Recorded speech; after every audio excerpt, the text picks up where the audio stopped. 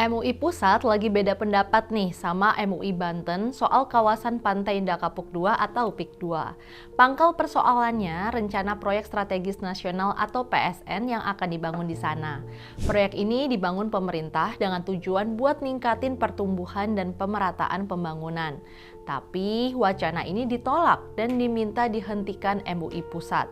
Sekretaris Jenderal MUI Pusat Amir Syah Tambunan tuh bilang lebih banyak mafsadatnya kerugian daripada maslahatnya keuntungannya. Selain itu, PSN ini kabarnya masih bermasalah dalam berbagai aspek, misalnya soal legalitas proyek ini yang meragukan. Menurut MUI Pusat, banyak izin yang belum rampung yang bikin status hukumnya jadi abu-abu. Masalah berlanjut pada isu kompensasi yang dirasa nggak adil.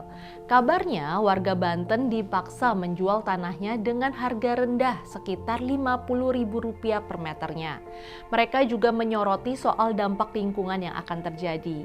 Proyek ini melibatkan perubahan besar-besaran di lahan dan ekosistem sekitar. Ini jelas ngundang resiko buat lingkungan hidup. Keresahan publik juga jadi alasan karena masyarakat merasa nggak dikasih sosialisasi yang cukup soal PSN ini.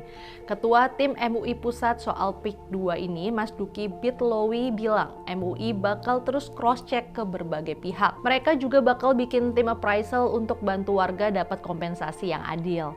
Di lain sisi, MUI Banten punya pendapat yang berbeda. Mereka bahkan harus ngelurusin kesalahpahaman publik soal PSN dan PIK 2. Ketua MUI Banten Bidang Infokom dan Kebudayaan Islam Alwian Kosit Syam'un tegas bilang PSN itu beda sama PIK 2. PIK 2 nggak pernah di PSN-kan, katanya di acara tasyakuran dan silaturahim MUI Banten.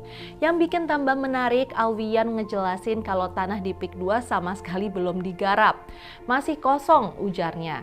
Jadi menurut Alwi terlalu cepat buat nyimpulin proyek ini bakal membawa mudarat. MUI Banten justru ngedukung proyek ini karena potensinya nyerap 30.000 sampai 50.000 tenaga kerja. Harus ada empati ke orang-orang yang nasibnya kurang beruntung, ucap Alwian. Untuk memecahkan masalah ini dan dapetin solusi, MUI Banten ngajak semua pihak buat tabayun atau klarifikasi bareng. Mereka yakin dialog bisa jadi solusi terbaik. Kalau masyarakat terzalimi, kita bela. Kalau pemerintah yang dizalimi, kita juga harus bela, ucap Alwian. Jadi ada dua pendapat yang berseberangan nih.